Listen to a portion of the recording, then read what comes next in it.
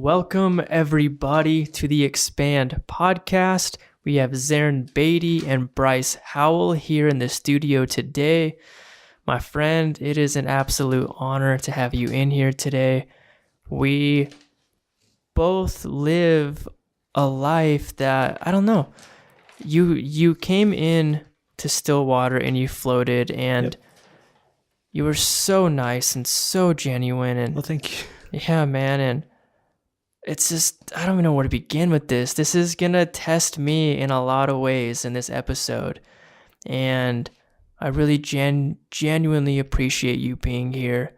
And you're not only going to help me become a better person and understand how people can live, but you're going to help our community in a way that I'm not even able to comprehend right now. And so if you would like to introduce yourself, maybe tell us a little bit about yourself, that'd be fantastic. Sure. Well, hello everyone. My name is Bryce Howell. I'm 18 years old. I'm a freshman at BSU, and I'm a Spanish major. And I've lived in Boise pretty much my whole life. The only years that I haven't were in Las Vegas for kindergarten, which was quite a few years away. A couple years ago. And you play sports, right? Or you played sports? I'm kind of in an off phase right now, but in high school I did from my freshman to senior year I'd done track.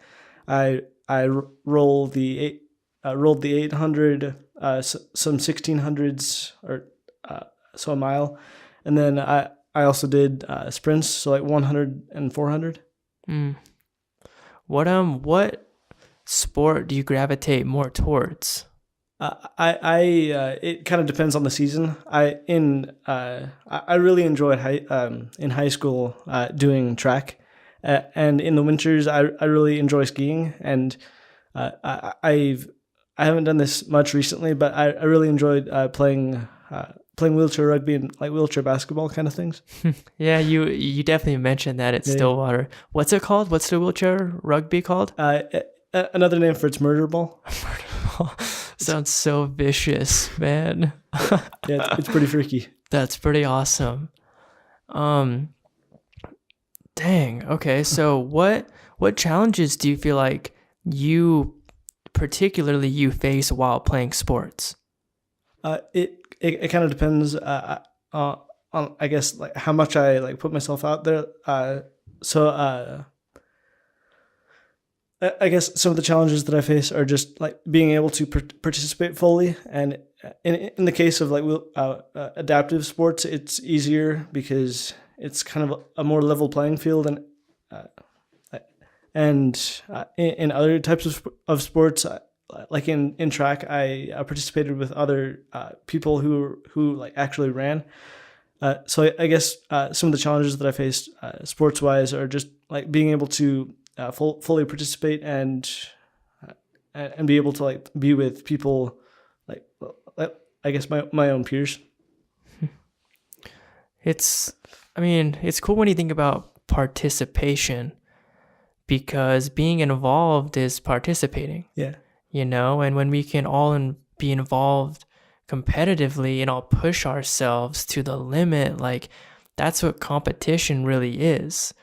And I'm a huge fan of Taoism, and I'm not sure if you're familiar with it, but essentially Taoism, it's not a religion, it's the observation of nature. So It's like nature is our teacher, and how, the forests move and how plants grow and trees grow. There's a lot of wisdom that can be learned through just kind of watching that process.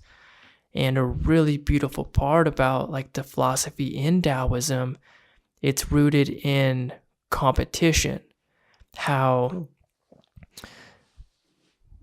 a really great way to view competition is to view every person involved as someone who can bring out the best in yourself, and how you hope if you show up being your best that you'll be able to bring out the best in them.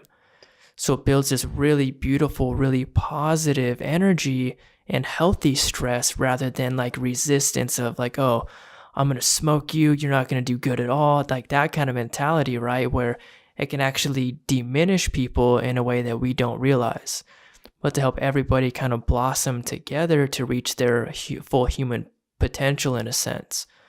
So it's kind of a cool way to think about participation in a sense too. Yeah, I think that's really neat. I think that's really neat what you said there about working together and not like I would say like a negative sort of competition where you're trying to like push other people down, and how when we're all like being yes, competitive but working together, that all helps us, I guess. Completely. Yeah. When did you start playing sports? I've played sports for quite a few years. I've skied in the winters for, oh man, like 12 years now. So since you were 6. Yeah. That's super cool. May I ask, man? Like, once again, we kind of talked about this a little bit beforehand, but Yeah, fire away. yeah, dude, so other people can kind of understand where we are right now, would be like, I don't know what should be said or should not be said under, our discussion right now. And I do my absolute best, man, to just be as genuine as possible with people and to become more mindful and aware of the deeper senses of who we are and emotions that you may hold that I may never be able to experience. And the emotions that are inside of you and your lessons and your perception, they hold gems of wisdom. And if we can comprehend and sit and feel with our emotions and kind of share the fruits of our internal labor with the people around us, and we're able to help people learn from a realm of perception that they may never ever get to experience. And so I guess to kind of begin, thank you for being here, man. And well, thank you. It really is cool that your courage shows you to be here and that you came to Stillwater and floated. And first of all, before we go deep, how come Stillwater? What made you want to come float? I had seen a video from probably from a not very reputable source, but I thought it looked really interesting, and I decided to try it. And I've heard so many like interesting and cool things about it, like its benefits, and so my mom had actually looked around and given my grandparents on both sides gifts of the floats, and I just decided to try it out because I thought it sounded really cool. What was your first experience like? Because we briefly talked about it, but I mean, if you'd like to share a little bit more.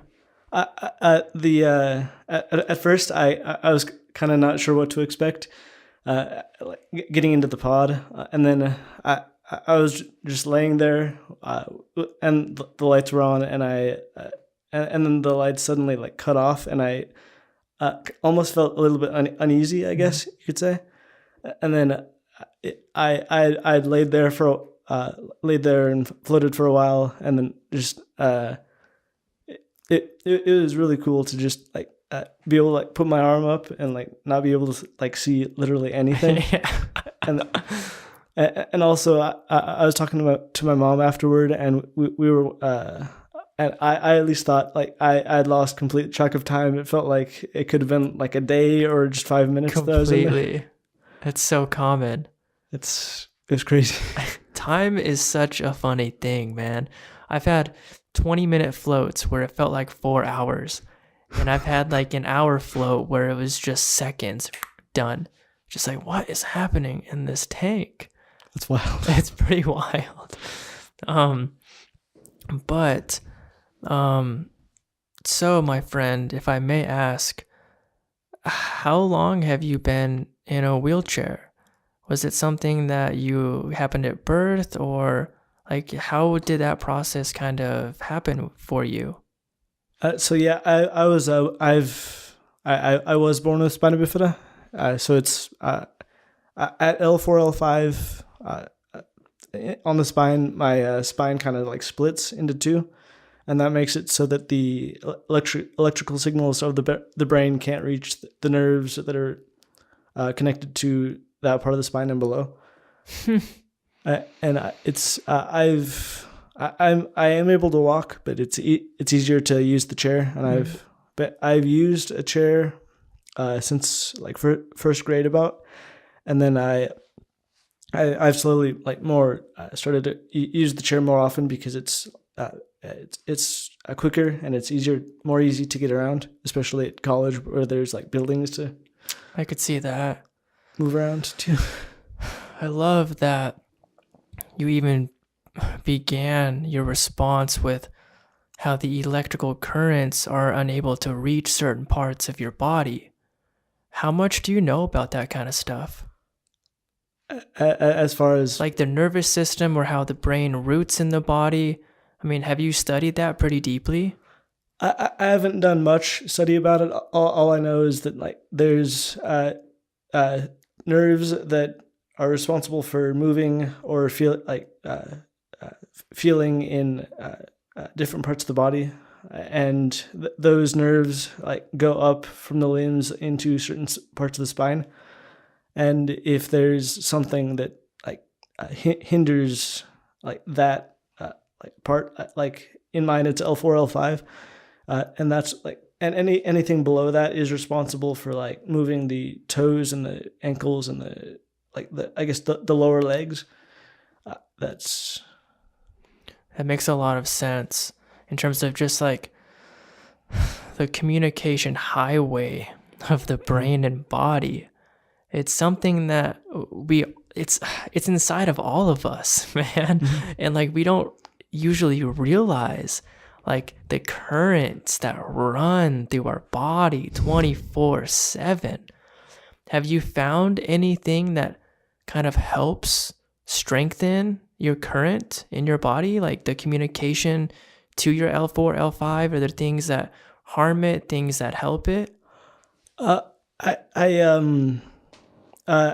I I'm not really sure. I guess just making sure that I'm like healthy and keeping myself from like from like getting sick or gaining weight. I guess just to make sure that I'm like mobile and not, you know. Dude, that's an amazing response because it kind of helps show that you're aware of the parts of your body, your makeup that may influence, a deeper sense of your structure. So you're taking responsibility over, your health, your nutrition, I assume, and being mobile and strong and active to help keep your body as healthy as possible. And how, like, dude, your mom, man, she was like one of the most wonderful people I've ever met. Oh yeah, for sure. So freaking caring, so kind, so genuine, and you can tell that like she feels in a much deeper way than most people. How has your support system been for, just what you're going through? Yeah, my family's been great, and I've also had many like great coaches along the way, in a sports sense, I guess. But my family's been really beneficial and a great help to me. For example, my family went to a yurt. It's kind of like a one room cabin in the woods, I guess, during the winter. And my parents and my sisters. I have three sisters in elementary and junior high school.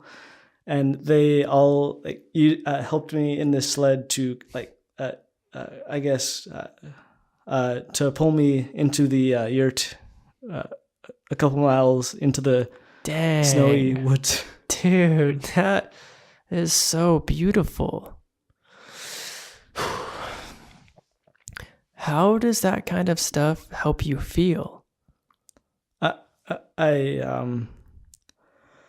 It's really great to feel to know that I have such great support from people that I can, like, I guess, draw strength from. That's a really beautiful way to put that. And it's cool too, man, because like you are and seem fully capable. You know what I mean? Like, dude, you got in the pod and out of the pod. Was it by yourself? Pretty much, yeah. My mom helped to like pull the chair and stuff out of the way. Dude, that's magnificent. I don't know if you know how freaking special that is, because like you're just doing it, you know, and it's kind of hard to see who we are when we just are who we are. But from, I mean, I don't know, just me being a person who does my best to kind of perceive the deeper parts of people's behavior, and just not in a judgmental aspect, but just to hold a recognition of like, dang, this person is still showing strength and doing what they're doing no matter what. Like, that's so freaking inspiring for people and no matter who you are, you know? So it's cool, man. You've inspired me in ways that we both may not even be able to recognize. So it's really, really cool to even sit here with you. And once again, man, your courage to share this, I feel like it's astronomical. And I'm pretty sure I'm not the only person who will and does feel that way. I really appreciate that. Thank you. And I liked your comment about how it's kind of hard to like see the impact we have on people like in the moment, and like because we're because we're just experiencing it. I guess I don't know how to put that. Totally. You put that perfect. I mean, whether it's like you doing track or whichever, man, like that has to inspire and spark so much in the people around you. And it's so cool because like whether it's, you know, you doing what you're doing with athletics or this podcast, we may recognize that those responses happen, but we're doing them for a different reason. You know, I don't know why you run track or, you know, work in track and do your thing, but there's a deeper part of you that is aligned with that. And like the results happen because of that. And that's really, I think that's part of our purpose as people. To kind of align more with those, you know, real pathways and allow whatever happened to happen from that. I guess I don't know.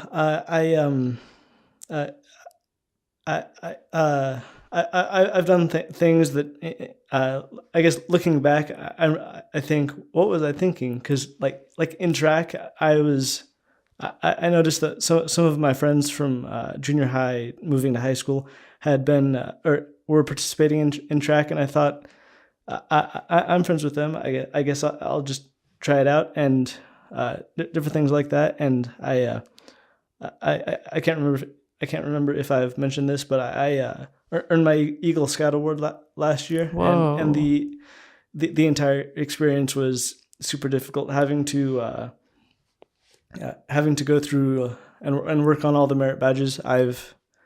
My scout leaders have also been really great support for me in that area specifically, but in other areas as well. Dude, that's an accomplishment for any person. I think I know one other Eagle Scout. I think it's my cousin. And in no way is that an easy feat. And it takes, you know, consistency and grinding and learning new things. So how much do you enjoy learning? It's one of my favorite things. I really love learning.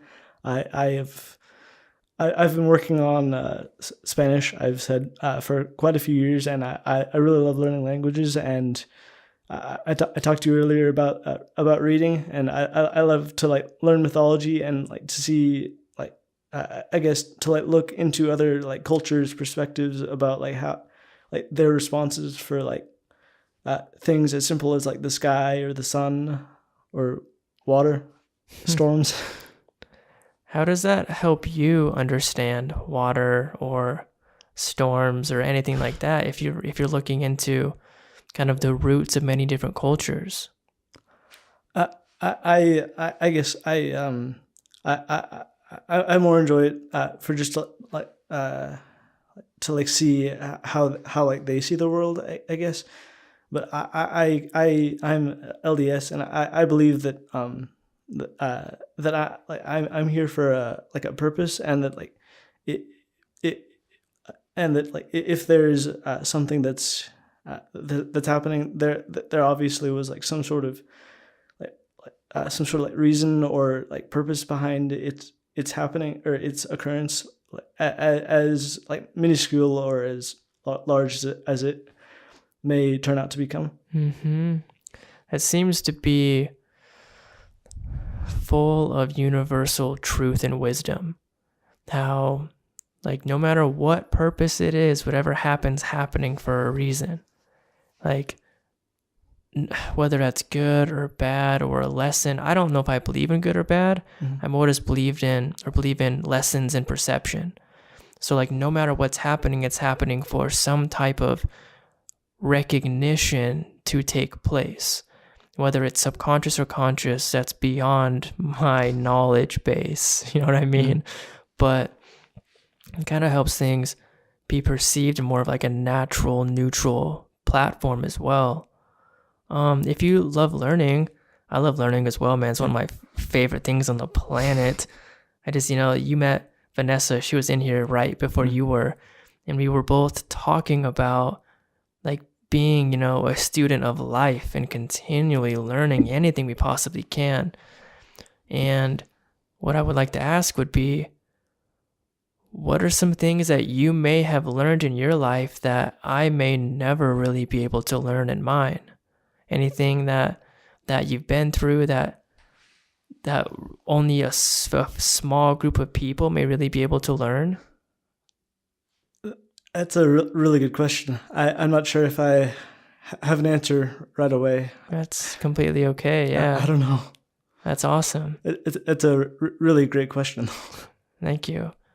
And I love your honesty, your response, dude. It's super real. What have been, for my lack of knowledge, what have been some of the difficulties or challenges that you've faced in your life? So I guess going back to my disability, there's certain things that I have to do for my health that come up or that I have to do periodically in order to stay healthy, and I've kind of struggled with remembering and knowing that like I need to do those things in order to like be able to like go out and be like be part of I guess part of the world, I guess. And I feel like sometimes those things happen to like those things happen to like pop up like right when I'm trying to like be in like a group and hang out with my friends. I have to like go out and like do that. Do things for my health and then come back, and I feel like sometimes I just need to remember that I ought to do those things periodically when they come up in order to not procrastinate, because I feel like if I do procrastinate, it'll be like a bigger problem in the future. Man, that is wisdom that we can all learn more about. I'm still trying to teach and reteach myself that. Dude, totally. I mean, procrastination is such an interesting concept, and I don't know how many people are able to realize the damage that may actually happen when we procrastinate. And we all learn that lesson in different ways, whether it's a business that fails or relationship that fails or with whatever, you go through when you have to leave. But it's so beautiful when you think about being a person, because it feels like one of the biggest lessons I've learned from this podcast is it doesn't matter who we are or what backgrounds we're coming from or what conditions we live life in. We seem to all be learning really similar lessons, whether it's procrastination or how to be compassionate or how to love more ourselves, like how to love ourselves more and how to love other people more. And accept more points of views and welcome people to be who they are in, that beautiful, authentic, genuine way if it's not harmful to other people.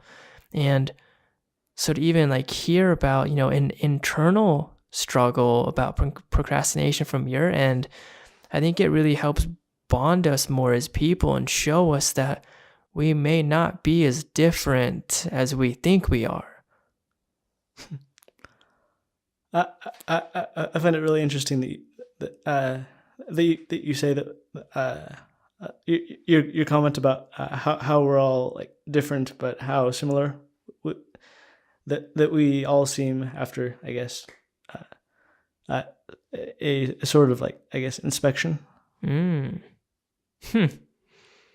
Inspection, that's a cool word. I like that. It's cool too to sort of kind of go back again. Like there's a world inside of you that like only exists within you. So to hear the words that people choose, it's really fascinating to me. So like most people wouldn't use the word inspection, but you did. And that to me shows like your level of intellect is coming from a different, unique, and genuine place. And I think there's something so powerful in the words we choose. And actually, I just spoke about this on the last episode, how I feel like the words that come from us are external expressions of our internal self. So it's like this reveal of who we are, whether or not we know it. And yeah, it's something that, I don't know, it seems to be pretty unique in each person, unless, unless we aren't being genuine, and we're just trying to do what everybody else does, and there's those commonalities, those common themes. But it also feels like people are smarter than we give them credit for, and they can see who's just in that crowd, or they can feel who's actually being genuine, like you kind of were with inspection. It's kind of cool. That's interesting that you say that. My family, I don't remember the source, but my family says the saying that we act on the outside how we feel on the inside. How do you feel about that, I guess? I probably believe that to be pretty deeply true. Whether or not we realize it, these feelings or expressions or emotions are coming from a deeper part of who we are. And that's probably more about where like meditation for me holds so much value. It's because it's aligning with those feelings and understanding them and just comprehending and sitting with those roots of our behavior. If you understand the roots of why I yell at this person, then I can actually give those roots different nutrients and different ingredients to grow a different way. If I have no association between my action and what I'm feeling, then we're completely lost, at least from what it seems like from my perception. I kind of find it really interesting what you said there about the roots of the behavior, and I've heard and I found that just like if we're trying to like change a behavior, it's more important to like change what, I guess, triggers that than trying to change the behavior, because if that, I guess, if the stimulus is still there, it's probably gonna move back to that, because it's like you said, it's the root of the thing. Dude, I agree completely. That last part was kind of no, it's kind of perfect. rambling. Nope, you brought it back. You associated it very well. How do you feel like we as people can kind of help heal those roots, or kind of, I guess, behave better internally? That's another great question. I'm not sure if I have the answers to that. But do you have any ways that you become more mindful of what you're doing or your behavior or anything like that? I guess if I know that I'm like going off on like some, I don't know, where was I going with this? It's all right. I guess just thinking about like what I want to be, and like I guess through prayer, I guess I can come back to I guess center and I guess correct that crazy the crazy, or I guess erratic behavior. I like that. I just purchased a book recently called The Power of Prayer. Really? And I'm gonna butcher this, man. There is this is so horrible. I've been trying to say this guy's name and I don't know how to say it. It's like goodness, man. It's like I don't even want to say it. It's it's 3 words. It's like thick dot han or something. Sorry for anybody listening. He's Vietnamese Buddhist, and his wisdom is just amazing. And I bought it because I've worked with healers in Peru in the jungle.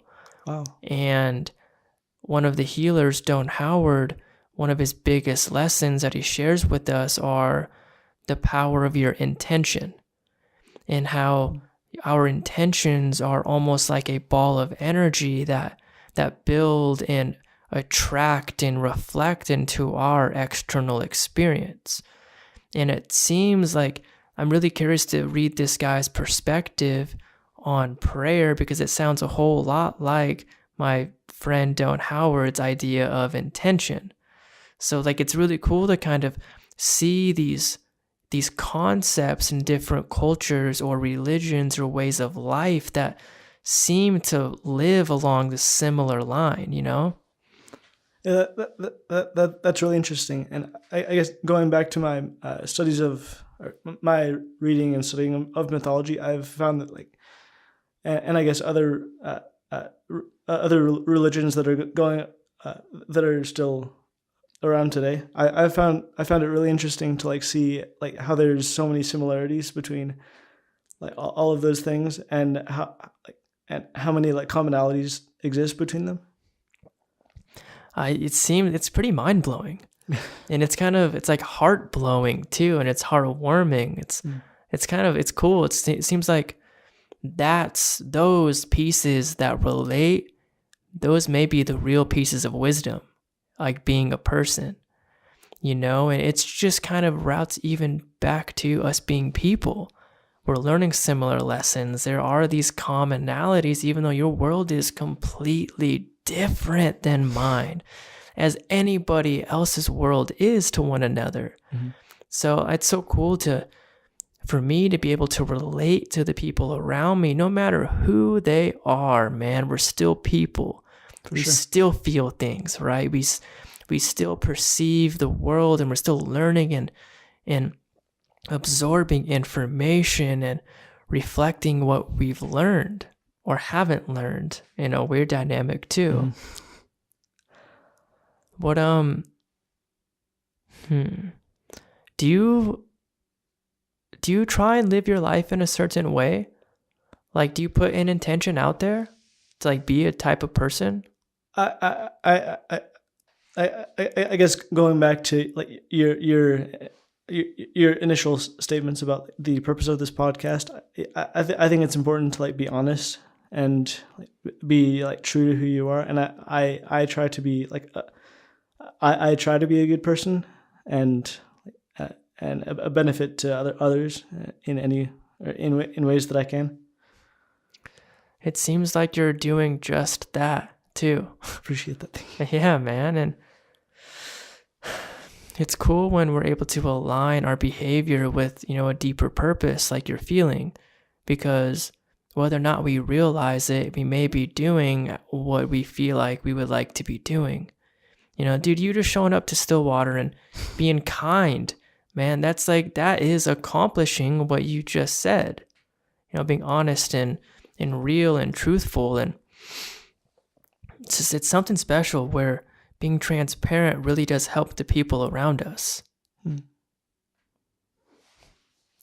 Are there any misconceptions that you felt from people about, dude, please tell me, what is the best word? Is it, because you use disability? I don't know if I like that word. Condition. Like, what's the proper way to kind of go about this?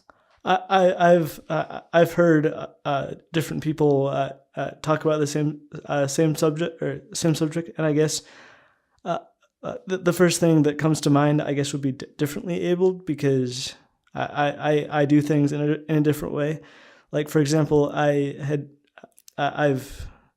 drove with my mom here, and I've been working for a couple of years now at driving. It's kind of a crazy system. Dude, can I see that after our episode? Yeah, for sure. That'd be amazing. I guess to the listeners of this podcast, I use hand controls, and so it's a little bar to the left of the steering wheel is what I use to control the gas and the brake. So I would push forward for the gas, and then I'd twist my the back, or my pinky down in a sort of way to do the gas, I guess. And it's kind of a chaotic system to like have to balance the gas and the brake with one hand. Oh man! With the steering wheel and the other stuff with the other. It's oh my goodness. I can't imagine how crazy it would have been like in the early days of like cars, when it was just like stick shift with like the clutch and the gas and the brake. Oh my goodness, man. That's unreal. You just painted such a wild picture. And I'm curious to see what this looks like afterwards. Oh, yeah. That's amazing. Differently abled. I like that. That sounds way more human, dude. I don't vibe with disability, or I just don't like that kind of stuff, man. Whether it's like someone who's schizophrenic or anything different, man, it still seems like they have an ability. It's just a different way of being able to do something. Oh yeah. And if the word disability is because it's not what's normal or whatever that reason is, I just, once again, man, like the power of our words, they hold so much meaning and so much vibration. And if we're able to like express ourselves in a way more genuine manner, then like dude, I don't know, like if I was to say something that is hurtful in describing what you're doing, or if I was to say differently abled, how different does that change your world immediately with one word? Like, that's how much our words impact the people around us. If I may ask, what? Thank you, by the way. What are some words that people shouldn't say? I guess to preface this response, I'm probably more tolerant than most, I guess.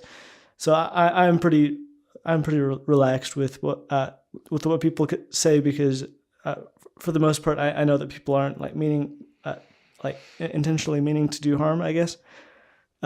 So I guess as long as the intention, as long as I know the intention is not to like hurt, I guess I'm fine with whatever.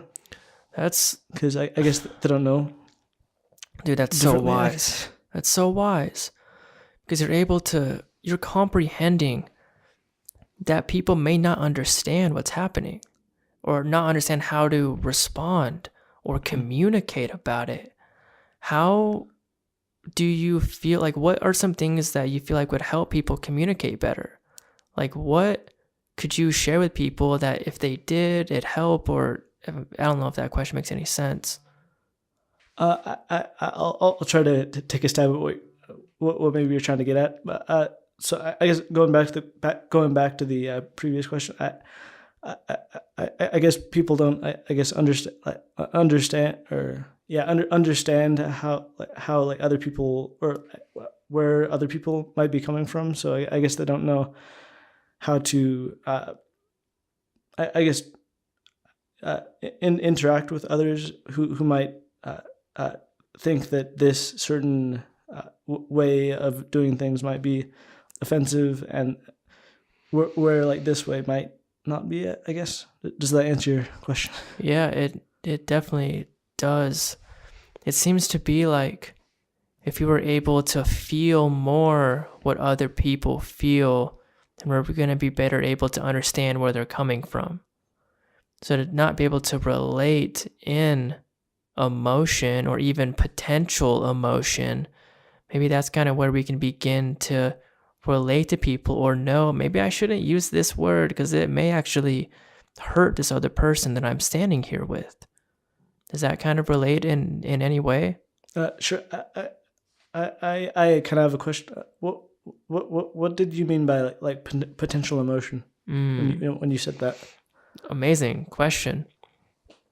So, in theory, I may only be able to feel something relatively close to what you feel. I'm not sure if I'm able to feel exactly what's happening inside of you. Because people have all different types of experiences that shape things. Precisely. But if I'm able to watch your body language and hear the tone of your voice and really like attune with, oh, this person's feeling sadness, this person's feeling pleasure. I'm like, okay, I know how sadness feels in me. I know how pleasure feels in me. Then you can gather some type of comprehension of what feels good or doesn't feel good for people. And kind of act accordingly. Yeah, and act accordingly. That's so on point. And maybe that's where, discovering ourselves more internally really does help us communicate with other people in a better way, because like we've been saying, we aren't much different than we may think we are. We all feel, we all, worry, we all love things. They're pretty like basic commonalities if you kind of get deeper into it. Mm-hmm. You said in your last statement that discover yourself internally. What? How do you recommend that someone who's like not, I guess, knowledgeable about that would go about doing so? Myself very much included. Yeah, man, such a beautiful question and engagement. I mean, probably a few of the beginning steps would be doing our best to feel our emotions in a non-judgmental way.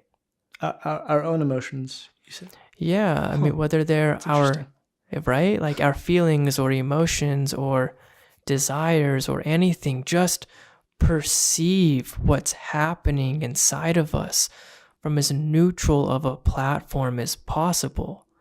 We all have thoughts that may not be good thoughts. That doesn't mean that's who we are. It's if we think something and then we act in that thought, that's more aligned with who we are. But if I think, this person's stupid, this person's fat, and then I don't do anything more than that, it's kind of just a thought that's happening in my being. And if you can understand, like, okay, that's just a pattern of thought that could happen right now. That does not mean I feel that way. If I do, why? What's happening? Kind of like begin to like observe what's happening without judging. I'm like, oh, you're stupid for thinking that person's fat. Screw you. You're worthless, right? If you start speaking to yourself in that way, that's kind of where that judgment aspect comes into play in a way that we may not even be able to understand. But accepting who we are, where we are, welcoming ourselves to kind of be ourselves so that we can help guide where we should really be going. It feels like a lot about life is learning what not to do to find out where we should really be behaving. And I found that in martial arts really deeply. I've been doing that for about 8 years, so. Very cool. It's so cool, man. I freaking love it so much. It's the best. But when you think about like throwing a punch, then there's a million ways to hit your target. But you learn, okay, use less strength, use more rotation. Like you're learning what not to do because you tense up too much and you're gripping way too hard and you throw a punch and it's slower than you want it to be. But you learn, okay, that didn't work. This might work. That didn't work. This might work. And you like carve this pattern where you have like cognitively understood all of the infinite ways that it won't work to fully believe in the way that you know it will and you believe it will.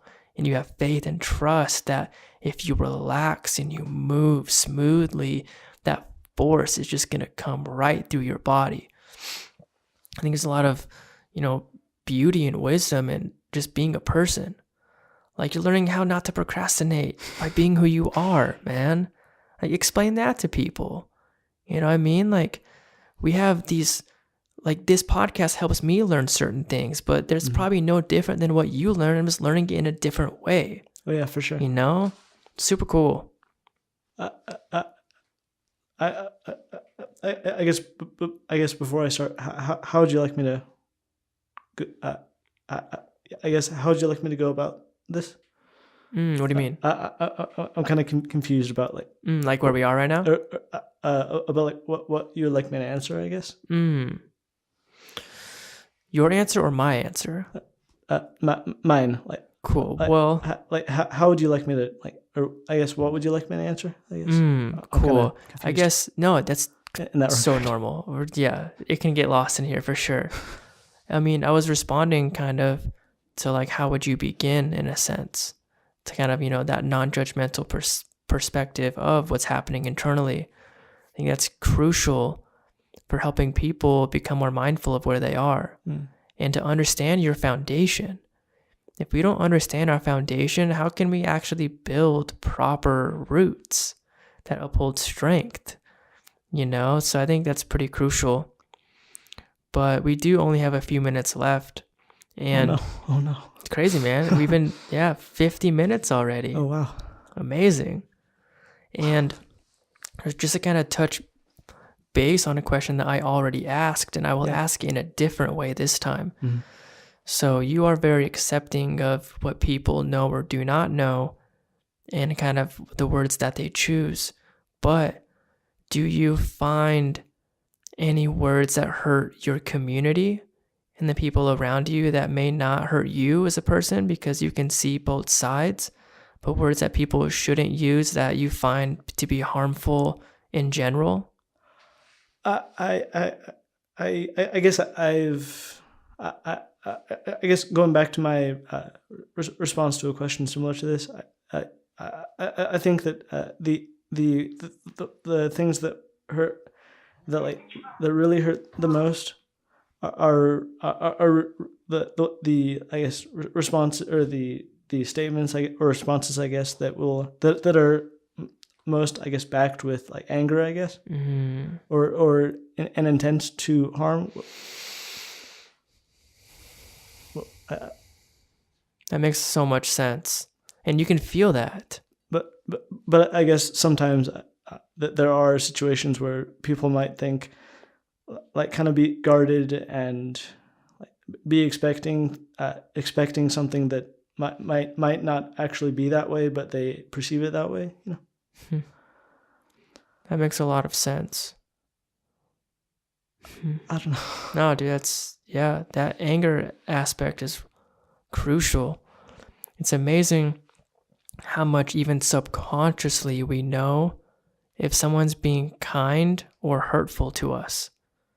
If they're saying something with aggression or they're saying it with compassion, there's a very different sensation that comes with that. And it's really important to pay attention to it feels like. But I know we are running out of time. I really appreciate you coming in here. If there's anything that you would like to say, we have a few more moments. Anything that you feel inspired to express to anybody listening, you're more than welcome to. All right. I guess to conclude, I guess I've struggled with my emotions in the past, and I still do, and I guess I am still working, and I would and I hope that others will, if they do have this to, I guess, just be, I guess, using your terminology to I guess be mindful about like, and more like intentional, again, like you said, with what we do say and do, and that's something that I still am working on, in all honesty. Dude, we're people, we all are, right? And that's such a grounded way to conclude this episode, because every person on the planet is dealing with what you just expressed. Learning our emotions more, dude. It feels like that's the only thing that we may actually have are our feelings.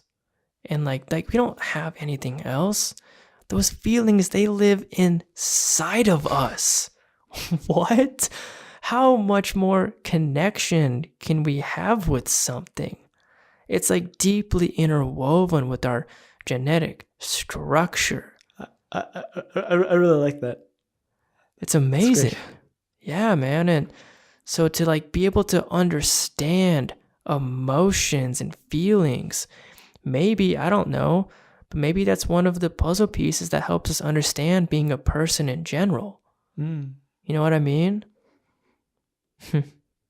Bryce, thank you, my friend. Thank you. That was an absolute pleasure. Yeah, dude. And I look forward to talking more with you for sure. Definitely. Yeah, dude. As well. Thank you.